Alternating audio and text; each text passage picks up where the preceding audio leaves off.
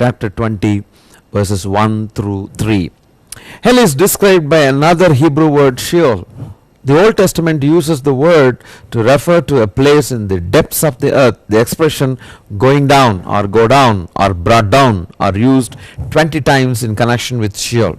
The word depth of Sheol are mentioned 6 times: Deuteronomy 32:22, Psalm 86:13, Proverbs 9:18, Proverbs 15:24, Isaiah 7:11, Isaiah 14:15. 4 times the word Sheol is described as the farthest point from heaven: Job 11:8, Psalm 139:8, Isaiah 7:11, Amos 9:2. Often Sheol is a parallel word that describes the word pit. It's a deep pit, and the following scripture references I have given will show you that. 9 times the word Sheol is used in parallel with the death. Sheol is described in terms of overwhelming floods, water or waves. Horror, a place of horror. Jonah chapter 2, verses 2 to 6. My friends, sometimes Sheol is pictured as a hunter setting snare for its victim, binding them with cords, snatching them from the land of the living. 2 Samuel chapter 22:6, Job 24:19, Psalm 116 verse number 3. Sheol is also a prison with bars, a place of no return. People could go to Sheol alive. Numbers 16:33, Psalm 55:15, Proverbs 1 verse number 12. I have given you a picture of abyss and the Sheol, and we have seen on the basis of the scripture that hell is inside the earth with fire there. Now I want to ask you something, some question. I want to ask you another question. What comes out of the inner earth? We have seen the inner earth, there is fire, the temperature is very hot, it's the hottest zone. But then my next question is, what really comes from that inner earth? When can one see what is really coming from the inner earth? Volcanoes give us a wonderful picture and gives us the precise answer. We need to observe the volcanic eruptions very carefully, my friend. Volcanic eruptions spew a lake of fire from inside the earth, consuming everything within miles due to heat and lava. When Mount St. Helens erupted in May 18, 1980, it was described by the reporters. The reporters gave a caption, a sentence: when hell surfaced upon the earth. The book Volcanoes, Earth's Awakening, page 91, describes an erupting volcano as descend into hell. It's a secular book. Secular scientists, they use the word hell relating to volcanoes, volcanic eruptions. They are connecting volcano and hell. Thousands of years ago, the Bible described a place called hell in the heart of the earth that matches exactly what the science has discovered today, my friend. There is another reference, scientific reference here, and that reference says volcanoes are dark windows to the earth's interior. They are dark windows. That's why I was so much attracted by the volcanoes, to connect the volcano and the scriptures here, my friend. See some of the volcanoes, they are very furious, the fury of the volcano. Here you see where the volcanic eruptions that release a lot of fire and lava and all dangerous poisonous substances, my friend. Such a furious picture is that, for such a fury of the volcano is spewing out, is something like vomiting out, throwing out lot of fire and the substances, and finally you will find that entire place is something like a furnace and something like a cave into hell. And you will see the lava and fire, everything just coming out like a river, and finally coming up and filling the entire surface. Looks exactly like an ocean of fire, devastating and destroying the entire surface. My friend, it is very real. But I tell you, as much as volcanoes are real, the hell is also real. Today, we may not be in a place where volcanoes are, very rampant, where volcanoes are often encountered. We may escape, but a sinner, every sinner in this world can never escape the hellfire, will be thrown into that fire. The mammoth lake of fire exploding from the mouth of an erupting volcano unmistakably echoes the fires of hell. The similarity between hell and volcanoes cannot be simply ignored, my friend. Robert Vencamp, in The Edge of the Fire, there is a book, The Edge of the Fire, acknowledges the Bible's depiction of hell and a volcanic lake of fire below the earth are one and the same. There is a man, Robert Vencamp, and in his book he describes the Bible's description of hell and the volcanic eruption, that is the lake of fire. When a volcano erupts, they are one and the same, my friend. I have given you the reference there, you can find out. Deuteronomy chapter 32 verse 22. I am coming to the scriptural references now. Deuteronomy 32:22 is the most prominent scripture that describes the eruption of a volcano in the Bible. I found a scripture in the Bible that beautiful, that's really telling us what a volcano is. Now listen.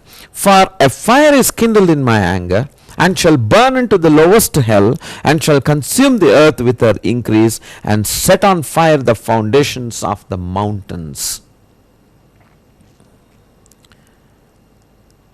The anger of the Lord. In his anger, a fire is kindled. Friend, I am always talking to you about the fire, hell, volcano, destruction. Please don't misunderstand that I am only one-sided. These are all the results of the anger of God. But there is mercy of God. I praise God for that. Today is the day of mercy of God. Today is the day of love of God coming and reaching our souls. I want to make things very clear and present the fact as a fact to you. Though I am talking about the destruction, about the anger of the Lord, about hell and all other things which are yet to come, judgment is yet to come for every soul. That is on one side of the coin. The other side of the coin is very wonderful.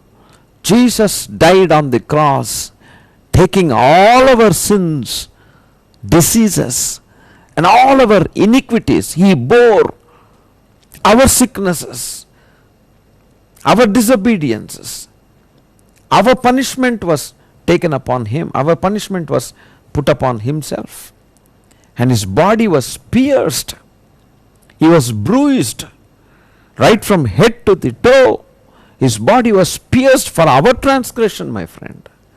The sins that we have committed in our mind, through our hands, through our legs, through our feet, through our entire system, God took everything upon himself.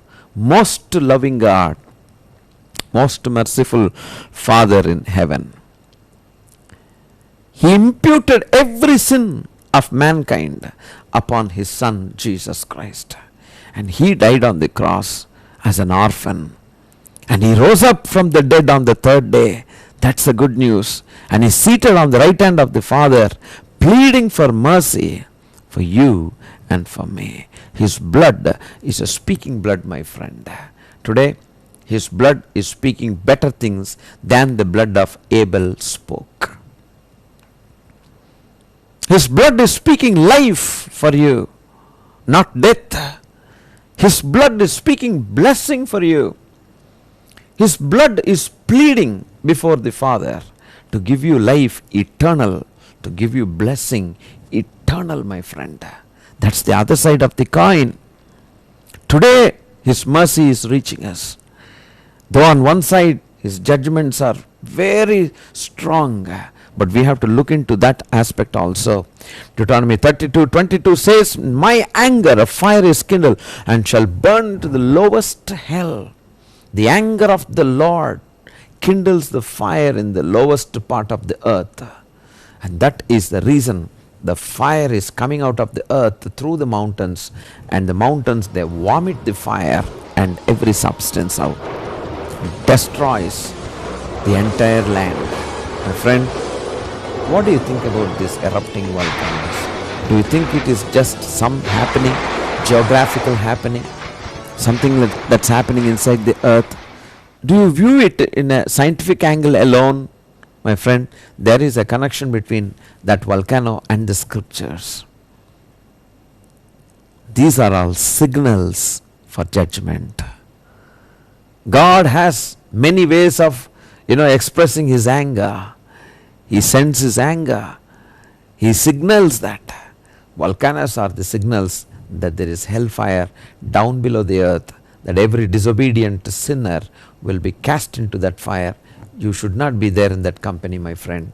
That's the reason the Lord Jesus Christ is speaking to you through his word today.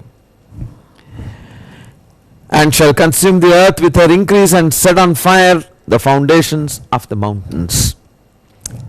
You find a scientist named Caspar Peuser, a famous scientist, a 14th century scientist who researched and documented a volcanic eruption at the Heckelfell, wrote some very frightening information in his research finding. I find that scientific evidences show another frightening thing, and Caspar Peuser claims, as others also, that listen to this statement: fearful howlings, weeping and gnashing of teeth could be heard from many miles as these volcanoes erupted. Please stop for a while here, my friend, and start thinking, how can human voices be heard? How can fearful howlings and weeping and gnashing of teeth that could be heard from many miles when well within or from the volcanic eruption? What do you mean by that? This is not a biblical statement, but this is the statement made or given by a scientist or a group of scientists, researchers that do research at the volcano sites. When volcano erupted, they heard millions of people, the voices of people, multitude of people howling, screaming, and those voices could be heard from many miles, my brother and sister. Very terrifying, horrible thing it is. Who could be that? Can anybody live in that volcano fire, in that horrible hot conditions? The researchers, they found that human voices could be heard. What does it mean? According to the Bible, the souls that have sinned have been cast down into the hellfire. Right now people are living in hell. Do you know that? Not just in this world. Somebody said like this: if life on earth is pleasant, it is heaven. If life on earth is unpleasant, it is hell. People said that way. No way, brother. No way, my friend. It is just cheating oneself. In this world, we will have happy moments as well as sad moments. That does not mean that we are living both in heaven as well as hell. No, don't cheat yourself, my friend. Right now, people who refuse to receive Jesus as their personal Savior, do you know where they are? They are living in hell. As you are listening to this message, some of your friends are there. You are happily living here. Maybe you are sitting in an air-conditioned room, comfortable, eating something, very happy. You have money. You enjoy this world. Right now, your friends, some of your friends who have crossed their level of the life, who have gone out, who were terminated, whose lives were terminated, straight landed in hellfire. Right now they are screaming. Maybe your own mother, maybe your own father or brother or sister or uncle or aunt or your servant or your boss. I don't know. Friend, think about that. They are constantly weeping and gnashing their teeth and screaming. One side fire, another darkness, another side these demons, the devils torture them. No way to escape. Forever and ever, my friend. No way to escape. Right now, some of your people may be there. Think about that. Howlings and gnashing of teeth for many miles, the noises could be heard, my friend. A report says like this: out of the bottomless abyss of Heckalefel, or rather out of hell itself, rise melancholy cries and loud wailings, so that these can be heard for many miles around. There may be heard in the mountain fearful howlings and weepings and gnashing of teeth. I have given the scripture references here, my friend. The scientists and the geologists and whoever, whatnot, all these people have reported in their magazines as well as in the journals. You can find that. Friend, you don't need a scientific evidence to believe hell. Word of God is the ultimate, my friend. Let's come back to Mark chapter 9 verse 46. Jesus Christ said about hell, where their worm dieth not and the fire is not quenched. We find their worm. Do we find the worm anywhere in the Old Testament? Do you find such a reference, a parallel reference in the Old Testament, what the Lord Jesus Christ said? Fine. We find it in Isaiah chapter 66 verses 22 to 24. Have a close look at it. Now, for as the new heavens and the new earth which I will make shall remain before me, saith the Lord, so shall your seed and your name remain. And it shall come to pass that from one new moon to another, and from one Sabbath to another, shall all flesh come to worship before me, saith the Lord. And they shall go forth and look upon the carcasses of men that have transgressed against me. For their worm shall not die, neither shall their fire be quenched, and they shall be an abhorring unto all flesh. Look at that. The scripture says in Isaiah chapter 66 24, their worm shall not die, neither shall their fire be quenched. Friend, you find a scriptural reference in the Old Testament also. The very same scripture was repeated by the Lord Jesus Christ in Mark chapter 9. You will find that. Hell is prepared for Satan and his evil spirits, but people choose to go there by their disobedience to God's commands. The Bible says today is the day of our salvation. One chooses to go there. It's not God's desire. It's not God's pleasure that one should plunge into the hellfire, my friend. The Bible says Jesus came to set the captives free. Jesus came to save the lost, to save the sinners. He did not come to send somebody into hellfire, but he came to save the sinner. Every person is a sinner in this world, whether it's a small sin or it's a big sin. Sin is a sin. In a glass of water or in a glass of milk, if you drop just a quarter drop of a poison, it is still a poison. And if you mix 5 ml of a poison, it is still a poison. Similarly, sin is a sin, whether it is a small sin or a big sin. Because we find in this world, some people argue, well, I have not committed any great sin.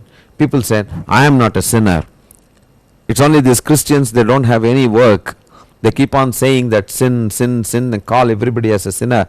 And then they call God and devil, devil, devil, something like that. My friend, we do not preach the gospel without purpose. God has asked us to preach the gospel to every creature.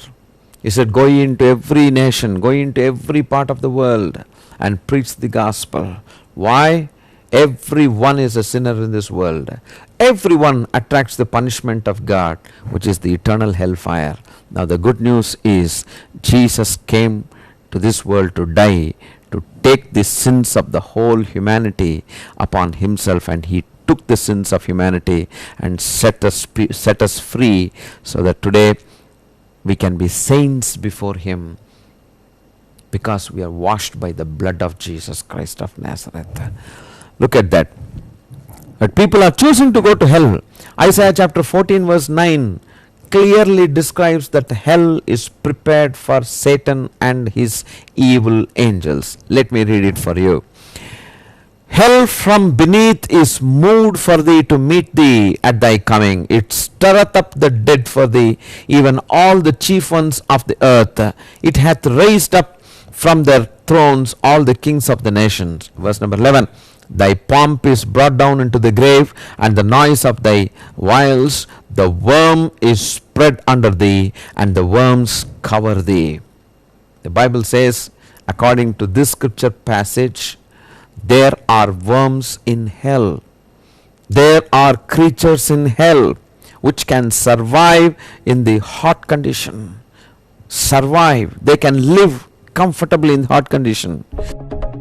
Scientists keep finding life in more and more extreme environments. For instance, single-celled organisms are known to survive miles below the surface of the Earth. But it turns out something else can live in the underworld, which a writer for Discovery News describes. Food at such a depth consists of bacteria. Temperatures are unbearably hot. There's no sex. For the nematodes, non-segmented worms measuring up to 0.02 inches long, the situation must be okay. They can take the heat, so to speak, and have evolved asexual reproduction. Researchers found the tiny worms around a mile underground in the gold mines of South Africa, making them the deepest dwelling multicellular animals ever discovered. Science says the researchers branded the wormy well diggers with a fittingly epic name. They named the deep-living, heat-loving species Holocephalobus mephisto. The name refers to Faust's devil Mephistopheles and means he who loves not the light in Greek. Nicknamed Worms from Hell, Mephisto defies all expectations for where worms should live.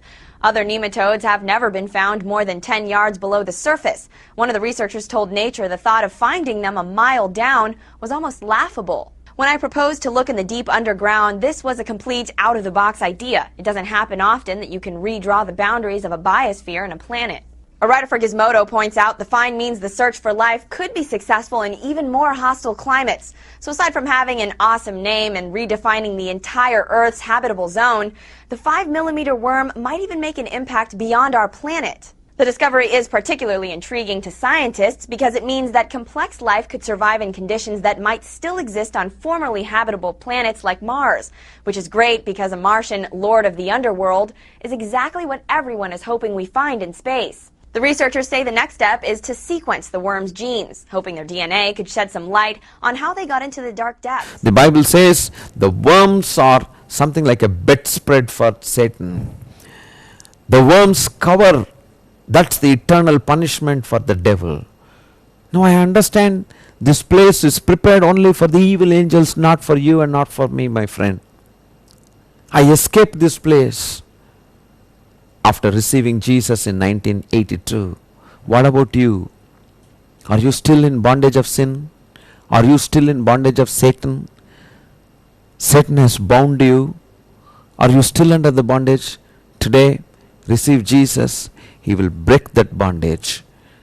I thank God for His mercy. Your bondage can be broken today. You can be free indeed today. The Bible says, if the Son of Man sets you free, you are free indeed. No man can set you free from your addictions, my brother. Yeah, my sister, nobody can set you free. Only Christ Jesus. Look to Him. Receive Him, friend.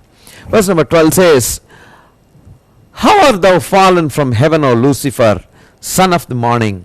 How art thou cut down to the ground, which didst weaken the nations? Every nation is under bondage today. Every nation has some plans. Plans to enjoy, plans for people to enjoy, plans for people to be peaceful. But what does the Bible talk about? The end times. Look at Mark chapter 13. Go through the entire chapter. Mark chapter 13, you will find the statements of Jesus. Jesus said, nation will rise against nation. Nation rise against another nation. One tribe against another tribe. All over the world there will be famine. Earthquakes will be there. You will find earthquaking as often as possible. You see, these days we encounter the major earthquakes everywhere in the world. Frequency increases. frequent earthquakes everywhere, devastating the nations, devastating the cities, destroying them. People are gone, destroying the people and the property. Exactly, what Jesus said is coming, is getting fulfilled these days, my friend. Please do not procrastinate. Please do not postpone the day of salvation. Today is our salvation, the day of our salvation, my friend. You will find one by one whatever Jesus told in the scriptures will be fulfilled as the days pass by. One by one, we are living in the last days, my friend.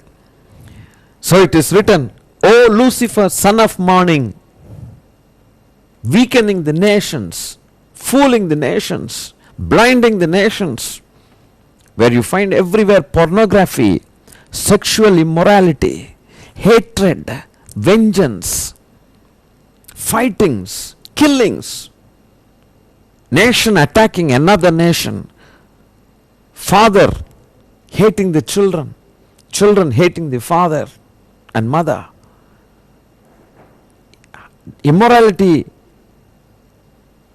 to its peak, my brother and sister, in its height, everywhere lawlessness, chaos, no justice, only injustice. This is the world. We are living in last days.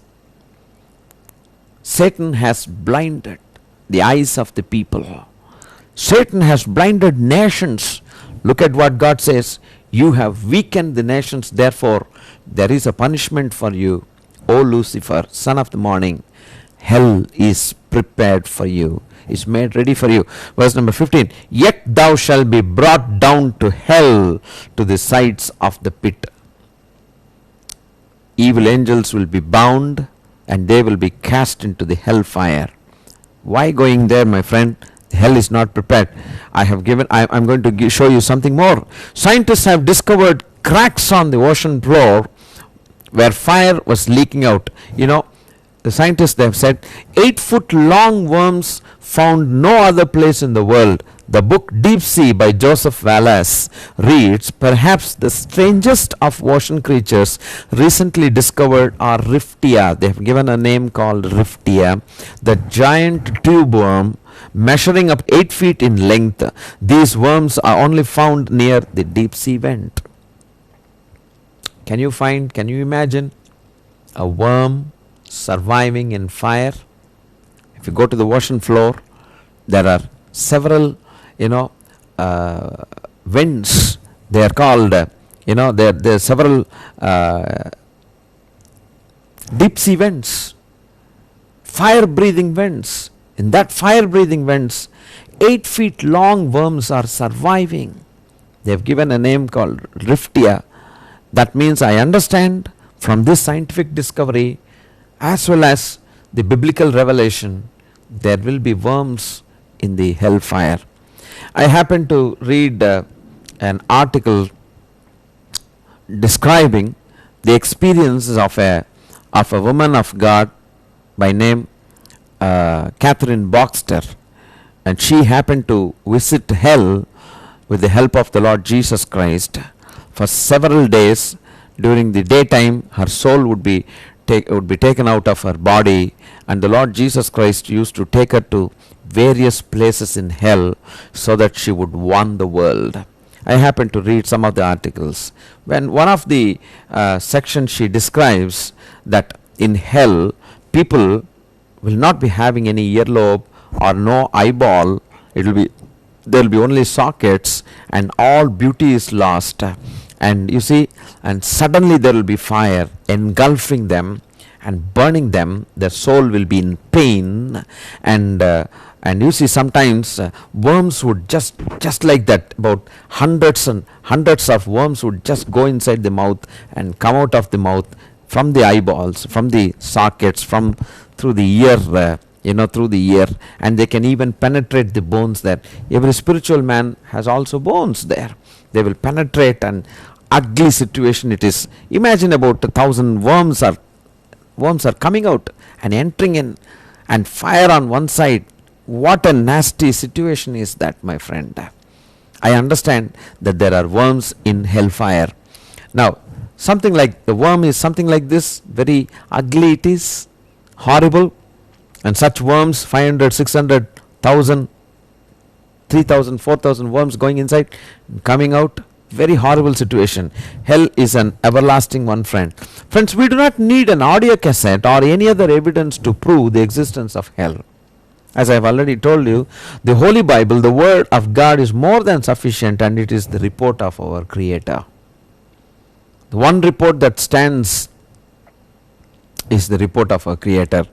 Even scientific evidences may go wrong, may not be as accurate as the report of God, but the Holy Bible is the most accurate report given to mankind to believe. Praise God. Jesus said in Luke Gospel 16 verse 17, and it is easier for heaven and earth to pass than one tittle of the law to fail. Jesus said heaven and earth will pass away, but not even a single letter, single word, single letter of my word will pass away, Jesus said. Therefore, the Word of God, the Holy Bible, is the authority today on which we speak to you these things, my friend. I said even scientific evidences may collapse. Scientific evidences may not be so accurate, but God's word will never fail. God never tells a lie. He is truth, my friend. Hallelujah. Now Psalm 14:1 says, the fool hath said in his heart, there is no God. They are corrupt, and they have done abominable works. There is none that doeth good. Are you saying that I don't want to believe this stuff? Well, my friend, the Bible calls such an atheistic person, an atheist, a fool. A fool has said in his heart that there is no God. Well, why to be like that? We can see in Revelation chapter 14 verse 10, it says, and he shall be tormented with fire and brimstone. And Job 18 describes the place of him that knoweth not God. In verse 15, brimstone shall be scattered upon his habitation. Do you know what brimstone is? It is sulfur. And do you know where sulfur or brimstone is found? Inside the earth. Now I am coming to another interesting section. We saw that the hell is inside the earth, number one. And we also saw what is the temperature inside. And we saw what is it that we can find. It's a volcanic eruptions. Well, and we also see today, now we see that what is the substance that is coming out of the volcano. The Bible describes that in hell there is sulfur and brimstone. Brimstone is nothing but sulfur. According to the book Volcanoes by Perry Kohler, when Mount St. Helens erupted in 1980, now look at this figure, 150,000 tons of sulfurous gas was ejected. Job is the oldest book in the Bible, written over 3,000 years ago, and yet Job knew what science wouldn't know for years. Inside the earth there is brimstone. I will show you some more references for you, my friend. Hell is an eternal place of torment and hopelessness. Job chapter 18 verse 11 says, terror shall make him afraid on every side, and shall drive him to his feet. 14th verse says, his confidence shall be rooted out of his tabernacle, and it shall bring him to the king of terrors. Who is the king of terrors? Satan is the king of terrors, my friend. And verse number 15, it shall dwell in his tabernacle, because it is none of his brimstone shall be scattered upon his habitation. Verse number 18, he shall be driven from the light into darkness, and chased out of the world. Friend, this is the sad plight of a sinner refusing to receive Jesus. Revelation 14:10 says, the same shall drink of the wine of the wrath of God, which is poured out without mixture into the cup of his indignation, and he shall be tormented with fire and brimstone in the presence of the holy angels and in the presence of the Lamb. Talks about the Antichrist and the false prophet. Job says, surely such are the dwelling of the wicked, and this is the place of him that knoweth not God. Today is the privilege for you and me to know God. Job also says, but none saith, where is God my maker, who giveth songs in the night? Verse 11, who teacheth us more than the beasts of the earth, and maketh us wise than the fowls of the heaven. The Bible says in Romans chapter 3 verse 10, there is none righteous, there is none that seeketh God. Well, we have seen where is hell on the basis of scripture. Now there is a question, what really comes from a volcanic eruption? Eruptions discharge streams of molten sulfur, the brimstone the Bible describes, which burns up with fury, the journal Geology shows. My friend, what scientists have discovered recently, that which the Holy Bible tells us right from the time of creation of this world, that there is fire and brimstone inside the earth. Have a look at these volcanic eruptions, friend. See the smoke that's coming. The Bible says there is sulfur inside the earth, and scientific evidence also proves that there is sulfur and brimstone. Sulfur and brimstone is in hell. Now, when such a volcano erupts, all the sulfurous gases, acidic sulfurous gases, they come out and suffocate. My friend, look at the ashes, volcanic ashes, as well as the fumes of sulfur dioxide and sulfur trioxide. Huge amount of these gases, they come out of, that means the hell is spewing out, vomiting out sulfurous gases, and the flames, and the entire surface of the earth is covered by all that acidic substances, my friend. What a devastating scene is this. Well, Revelation chapter 14 verse 10 says, and he shall be tormented with fire and brimstone. Job 18 describes the place of him that knoweth not God. Verse 15, brimstone shall be scattered upon his habitation. Job is the oldest book in the Bible, written over 6,500 years ago, and yet Job knew what science wouldn't know for years. My friend, this is what I have shown you. And do you know where sulfur or brimstone is found? Inside the earth. According to the book Volcanoes by Perry Kohler, when Mount St. Helens erupted, I told you already, 150,000 tons of sulfurous gases. I know about sulfur dioxide and sulfur trioxide because I am a chemistry person. I have studied chemistry. What a dangerous gas is that SO2 and SO3. Such a sulfur, the entire content will be burning in hell. How can a soul of a man be comfortable there? Just think about, my friend. On May 7, 2009, scientists have caught a fast-growing 12-story underwater volcano erupting, along with odd creatures evolved to survive its toxic emissions. Scientists witnessing and videotaping for the first time the eruptions of an underwater or undersea volcano in the Pacific Ocean in the North Mariana Islands near Guam. There is a reference here.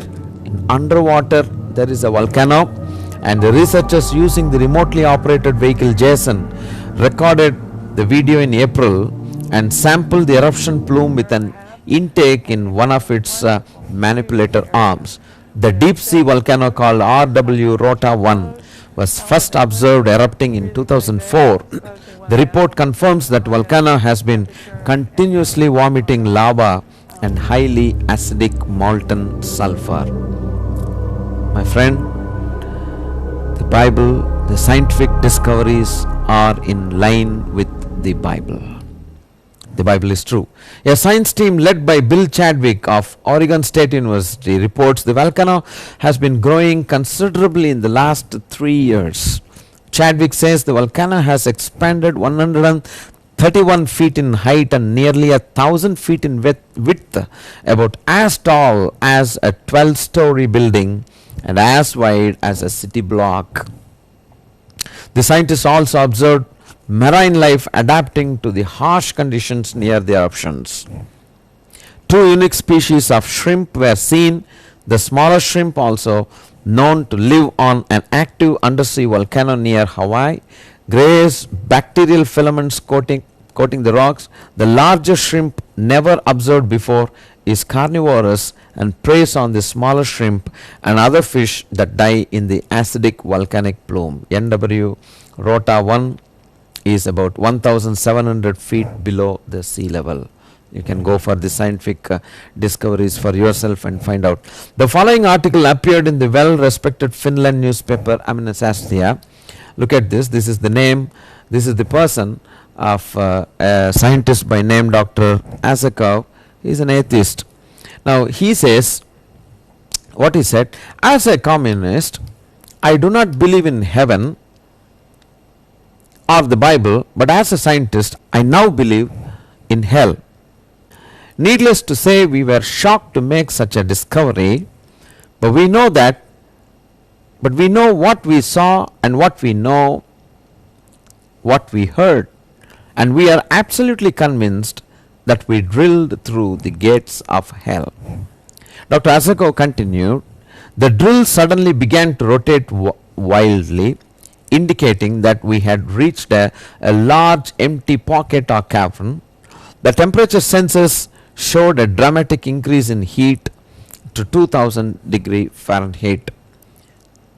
Here's where the people, they were trying to dig the earth, and their equipment, as it was going down, it suddenly reached a cavern or a pocket where the drill suddenly rotated without any friction, and they wanted to find out what was there.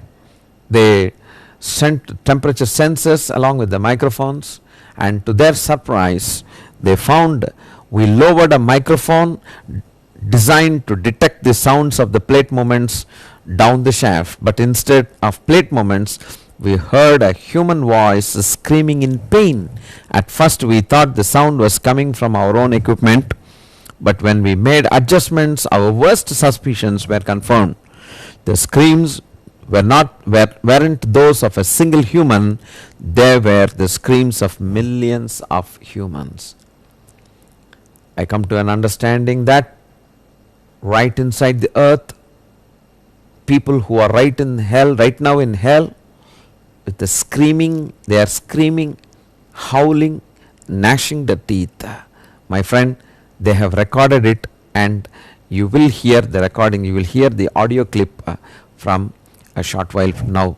This is the researchers group, and Amos 9:2 says, though they dig into hell, see that, though they dig into hell, then shall my hand take them, though they climb up to heaven, thence will I bring them down. Friend, Hebrews 9:27 says, and as it is appointed unto men once to die, but after this the judgment. My friend, we are called to escape the judgment by receiving the Lord Jesus Christ in our hearts. 1 Corinthians chapter 6 verse 9 is giving a wonderful list, my brother and sister. Now I am entering into the scripture part of it. Know ye not that the unrighteous shall not inherit the kingdom of God?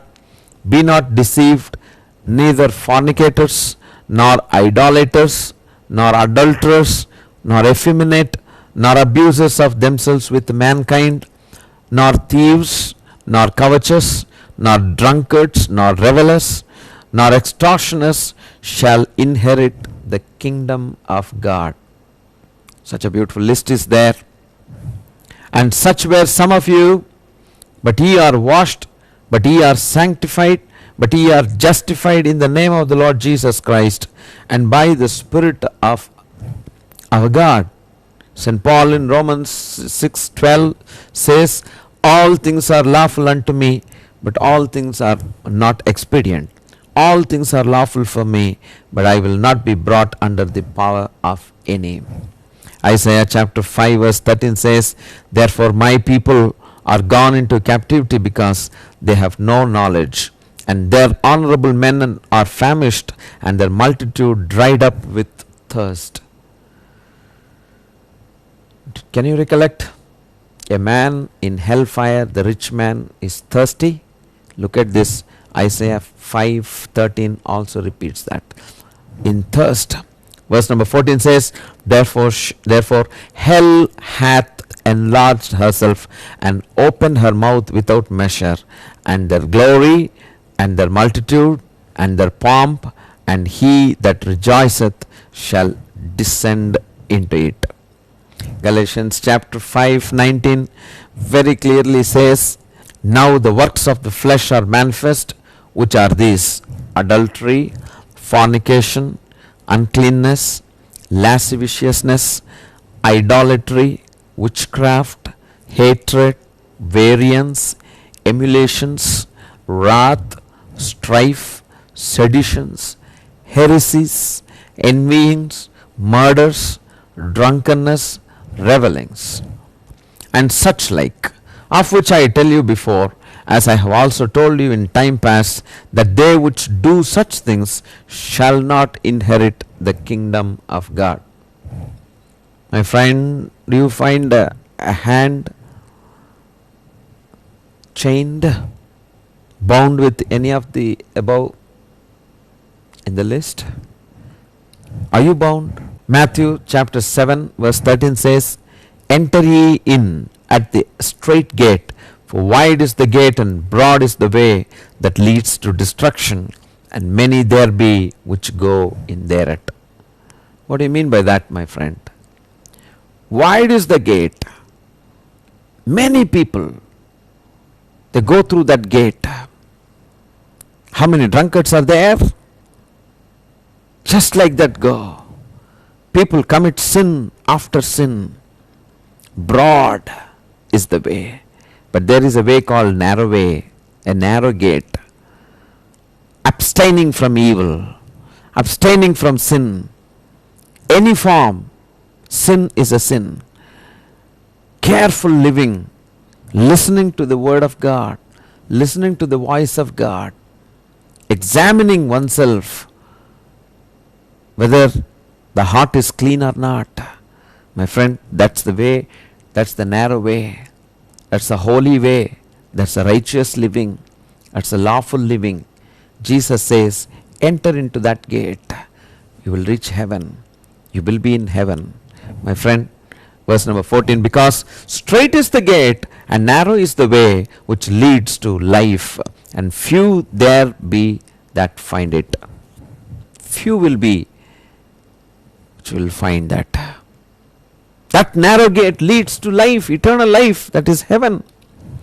Philippians chapter 2 verse 12 says, wherefore, my beloved, as ye have always obeyed, not as in my presence only, but now much more in my absence, work out your own salvation with fear and trembling.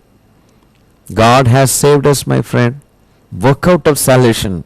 Work out that salvation with fear and trembling, because his coming is very, very near. Jesus Christ is going to come back to take his church.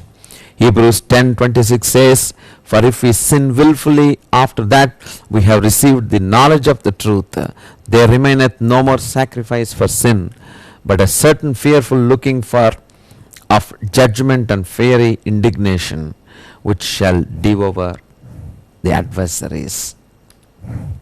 Revelation 21:8 says, but the fearful and the unbelieving and the abominable and the murderers and the warmongers and sorcerers and idolaters and all liars shall have their part in the lake which burns with fire and brimstone, which is sulfur, which is the second death. Dear friend, the Bible says, follow peace with all men and holiness, without which no man shall see the Lord. Hebrews chapter 12 verse 14 says, and fear not them which kill the body, but are not able to kill the soul, but rather fear him which is able to destroy both soul and body in hell. This is what Jesus said.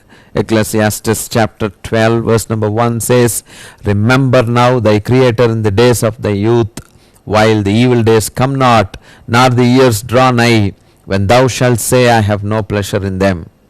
See the sad plight of the one who refused to receive Jesus and slip into the eternal hellfire, my friend. Why choosing this place? Well, this is just a picture only, brother and sister. I have shown you a picture where a person is just landing in the lake of fire.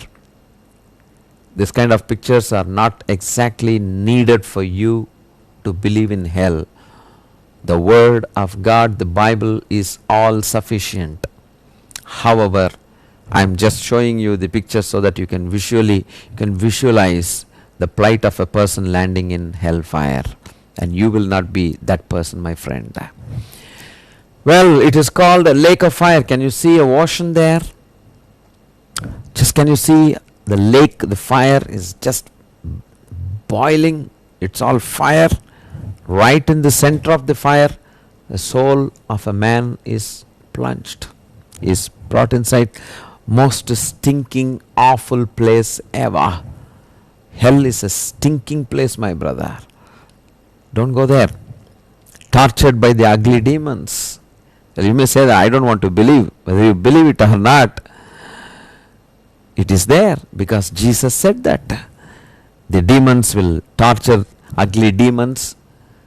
These demons are the ones that pose themselves as God, and once upon a time we worshipped them.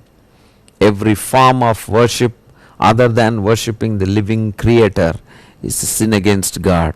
Every idolatry is a sin against God. Worshipping the spirits is sin. Worshipping human beings is sin. Worshipping dead persons is sin.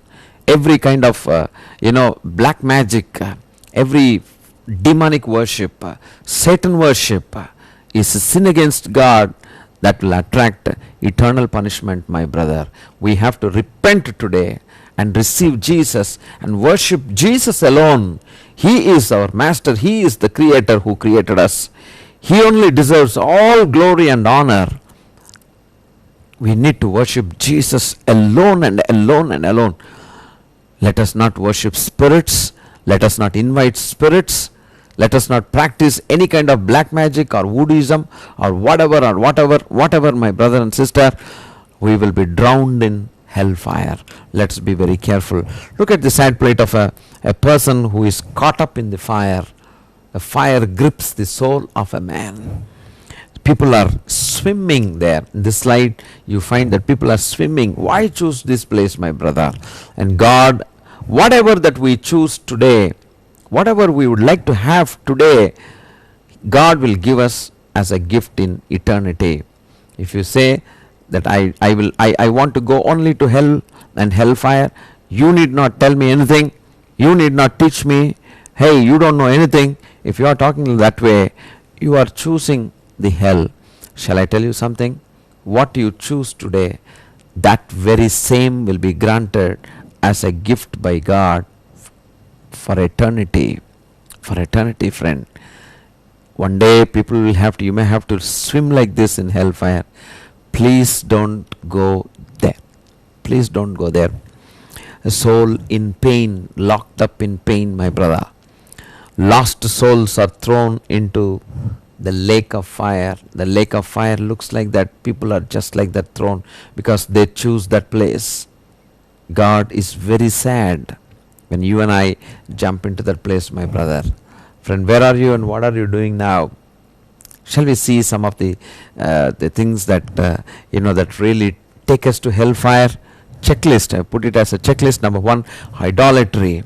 Just now I have told you the commandments of the first commandment of the 10 commandments is, thou shalt not worship any graven image or any person, any form, any idol.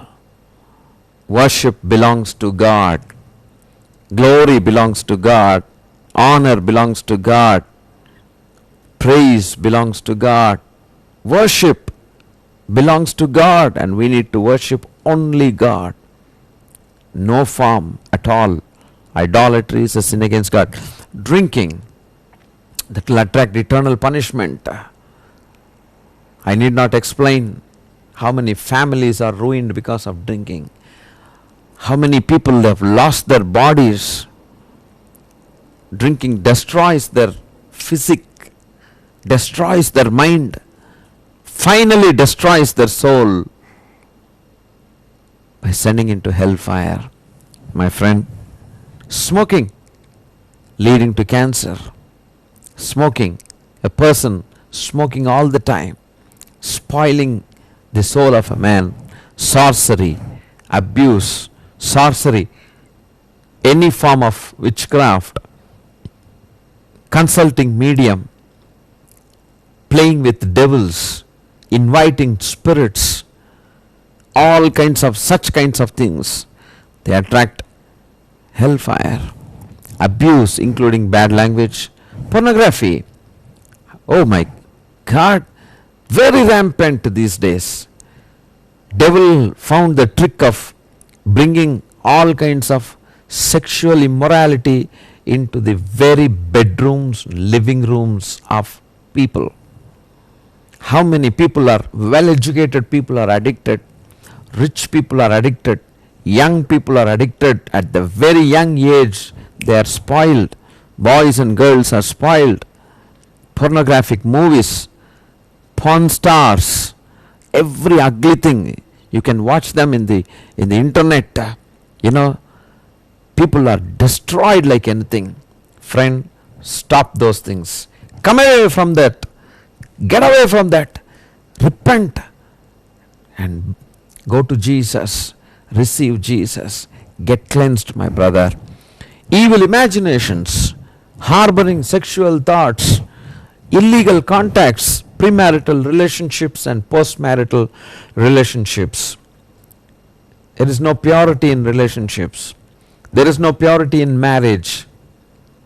Premarital, before marriage and after marriage, several illegal contacts and links, spoiling the families, committing sin against God, attracting eternal punishment. Cell phones and internet and all such gadgets are really useful material. They are really useful gadgets, but Satan makes people to use for all kinds of illegal activities. How many people are spoiled because of these gadgets? Let's carefully use these gadgets for the glory of God to promote holiness but not uncleanness, my friend. Lovelessness, double standards, internet sex, watching horror movies, inviting devils in the soul, heavy metal rock, backbiting, slandering, time mismanagement, stealing God's money, particularly those who are involved in the ministry of God, in the church ministry or evangelical ministry. And God, when they are supposed to be custodians of God's money, they steal God's money, straight land up in hellfire. Judging others. Does this list affect you, my friend, anyway? Find out what affects you. Repent and return to Jesus. Only one place, my friend. What's your choice? Either tormenting in the hellfire, or received by Jesus in the glory land. Wow, it's wonderful. Choose one among these two. What do you want in eternity? That God will give you. You will have to work for it. If you want to go to hell, you need not work for it. Living in sin will straightaway take you into hell. But if you want to come to heaven, you will have to work against sin and Satan. Stand firm, clinging to the word of God. Work against this evil in this world. Do not get corrupted by the evil, by the temptations in this world. Resist them. Get God's grace and resist them, and stay in God's purity and God's holiness. You will go to heaven, my friend. Romans chapter 10 verse 9 says that if thou shalt confess with thy mouth the Lord Jesus, and shalt believe in thine heart that God hath raised him from the dead, thou shalt be saved. Become a child of God. John 6:37 says, all that the Father gives me shall come to me, and him that cometh unto me will in no wise cast out. Jesus will never cast you out, my friend. He will never throw you out. He will never say, I don't need you. He will never say, get out. But he will receive you today. But if you do the will of the Lord, you will be accepted by him. My friend, Deuteronomy 11:26 says, behold, I set before you this day a blessing and a curse. 27, a blessing if you obey the commandments of the Lord your God, which I command you this day. Verse number 28, and curse if you will not obey the commandments of the Lord your God, but turn aside out of the way which I command you this way, to go after other gods which ye have not known. Friend, idolatry brings curse upon us, not only upon us, but upon our generations also. The sins that we do will affect our generation. The sins of the parents, directly or indirectly, affect their children. Let's be very careful. But I died for you because I loved you. I kept both curse as well as blessing. And I want you to choose blessings but not curse. You have gone away from me, Jesus says, but I loved you because I died for you. In your stead, I died for you. Jesus loves you, my brother. Deuteronomy 30:20 says, that thou mayest love the Lord thy God, and that thou may obey his voice, and that thou mayest cleave unto him, for he is thy life and the length of thy days. How great is God's love for us, my friend. For as much then as the children are partakers of the flesh and blood, he also himself likewise took part of the same, that through death he might destroy him that hath power of death, that is the devil. We are partakers of blood and flesh. Jesus also became a flesh and blood for you and for me, my friend, and deliver them who through fear of death were all their lifetime subject to bondage. Friend, I have come to a very important time, an important place. Well, I do not know what is inside your heart, and you have been listening to me.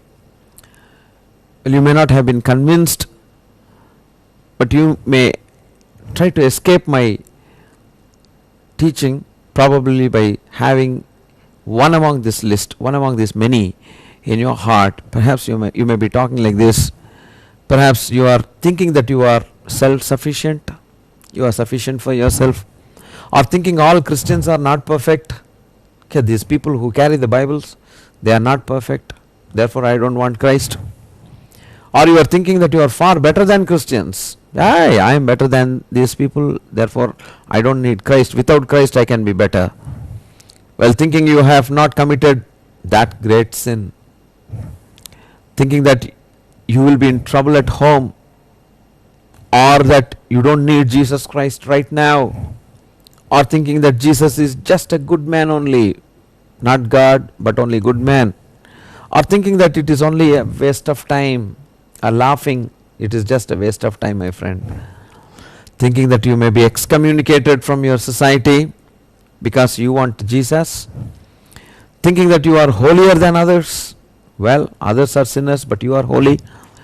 Thinking that only illiterates need to receive Jesus. I am a learned man. Perhaps you are thinking that way, I don't know. Or that no one should tell you anything, you are such a high-minded man. Or thinking that you know everything in this world. Or sometimes you are thinking you are too busy, you don't have time to look into this kind of stuff. Or thinking that it is nothing but just a religious stuff and religious conversions. Why, these are all useless. Or you may think that all these are only for religious nuts, or perhaps thinking that there are many ways to go to heaven, there are many ways to get saved. My friend, I don't know what exactly is going on in your mind. Jesus wants you to come close to him, ready to pardon, my friend. He is looking for you. He loves you. Nothing will help you, friend. You are just wasting your time. God given opportunities. Who knows that you will get one more opportunity tomorrow? No one knows that. In John 14:6 we read, Jesus said, I am the way, the truth and the life. No man comes to the Father but only by me, Jesus said. No other way, he is the only way. No other truth, Jesus is the only truth. No other life, Jesus is the life. What does the Bible say in Hebrews chapter 2 verse 3 and 4, my friend? How shall we escape if we neglect so great a salvation, which at the first began to be spoken by the Lord and was confirmed unto us by them that heard him? We cannot escape this salvation, my friend. We cannot escape the judgment if we neglect this great salvation, friend. Remission of sins is great salvation, friend. God also bearing them witness both with signs and wonders and with diverse miracles and gifts of the Holy Ghost according to his own will. 2 Corinthians chapter 6:2 says, Behold, now is the accepted time. Behold, now is the day of salvation, my friend. Today, now is the accepted time. May not be tomorrow. Tomorrow may be too late, friend. You may not get an opportunity. Humble and repent today. As you see a lady humbling herself, sitting at the feet of Jesus. Like a small child, become like a small child, as it is written in Matthew 18:3. Unless we become like little children, we will not be entering into the kingdom of God. There are 2 hours, very interesting. There are 2 hours in the eternity. Just one decision of inviting Lord Jesus as your personal Savior and eternal Lord and Master will make you either rejoice, 1 hour is for rejoicing, or rejecting God's offer of Jesus will make you regret for eternity. One decision, only 1 hour. Right decision, right hour. Wrong decision, wrong hour. My friend, receiving Jesus is equal to rejoicing for eternity. This is something like this, rejoicing with eternity in the kingdom of God. What a lovely place is this. Very lovely. There is no disease, no sickness, no death, no teardrops, no anguish, no loss, but there is peace and tranquility, and all through eternity there is joy in the kingdom of God, my friend. God wants you to be in this place, to inherit God's kingdom. Rejecting Jesus, on the other hand, is equal to regretting for eternity. Look at a man regretting like anything in the hellfire, tormented, no peace, no joy, darkness, no light. Death is there. Death will rule there. No peace and no rest at all. Gnashing of teeth. It's gone. Wow, it's lost. Gone forever. Rejecting Jesus is nothing but self-dependence.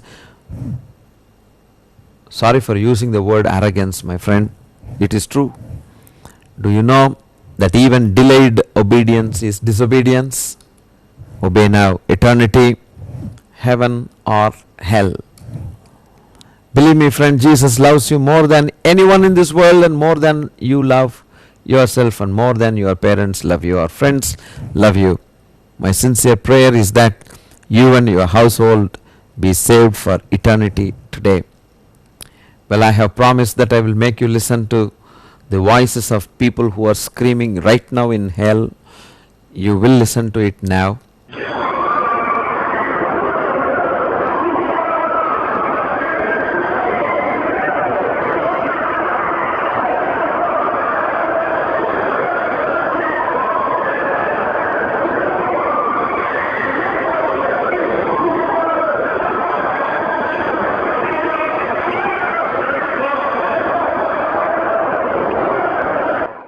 Well, at the same time, you will also listen to an audio clip where angels are singing in glory in heaven right now. Real angels.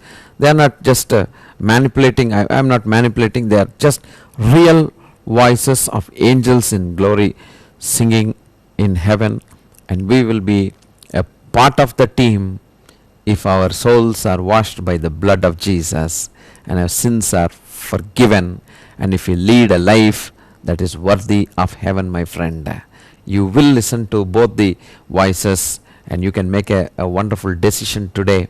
But I just want to explain what you're hearing. It's a very poor tape. It's a very poor recording. It's a copy of a copy of a copy of a copy of a copy. But this is how it was made. 4 young people came together in an empty church building. 3 girls and a boy. And they were practicing the choruses and music for the Sunday worship.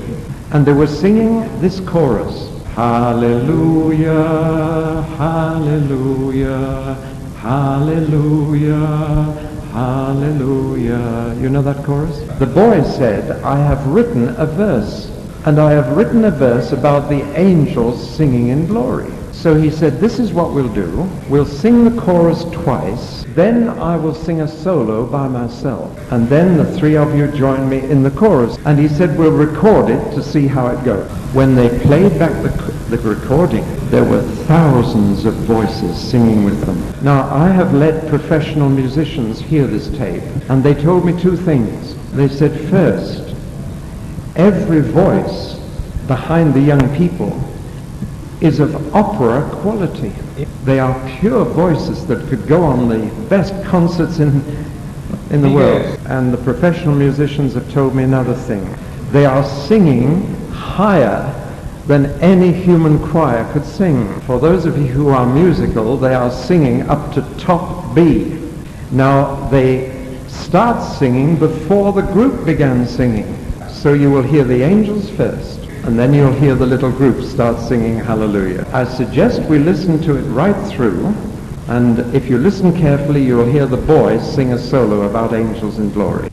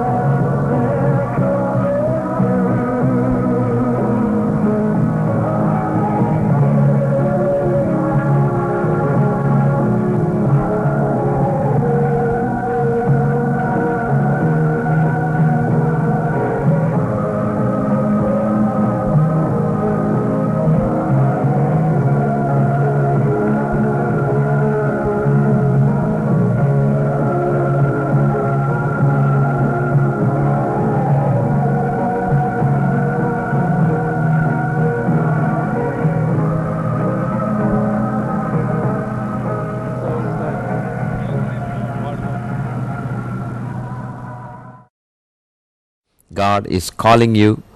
Oh yes, He is calling you to inherit the kingdom of God. Do not go far away from the kingdom of God, my friend. Jesus is knocking the door of the heart of every person in this world. The book of Revelation says, behold, I knock at the door, and if any man hears my voice and opens the door, I will come inside and have fellowship. I will dine with him. I will have fellowship with him, says. When Jesus comes inside our heart, every darkness leaves, every pride leaves, arrogance leaves, sexual immorality leaves, demonic spirits will leave, and there will be peace, my friend. You need not go to any place. Wherever you are, right then, right wherever you are, right now, right today, right there, you can invite Jesus to come inside your heart. Why living in a state of peacelessness, my friend? Why living in a state of restlessness, my friend? Why harboring the thoughts of suicide, committing suicide, my friend? If you commit suicide, the very second you will land down in hellfire. No man can help you. Nobody can help you. You have no right to liberate your soul from the body. God has not given us the license to do that. He has not given us the authority to do that.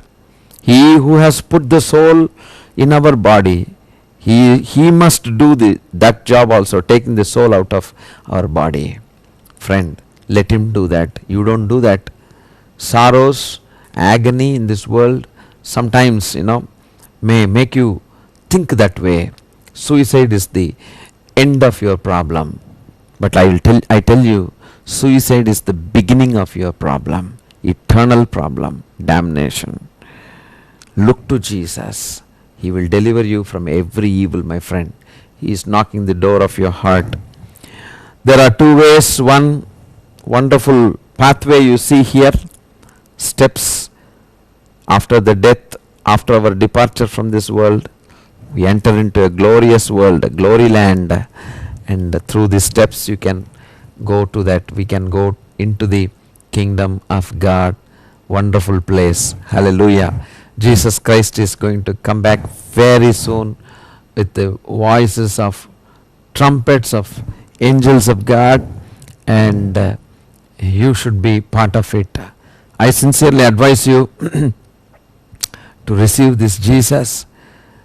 Wherever you are, kneel down before him and pray and invite Jesus to come into your heart. Find a church and go there and worship with the fellow brothers and sisters. Read the Bible every day prayerfully. God will speak to you, friend. Worship the Lord on every Sunday morning or every worship day. Have a fellowship with saints and be pure. Keep your mind and heart and hands clean. Maintain a highest degree of integrity of your actions, and keep looking for the return of our Master Jesus Christ.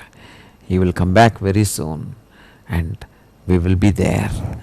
Hope to see you in heaven. Goodbye, my friend. Goodbye. God bless you.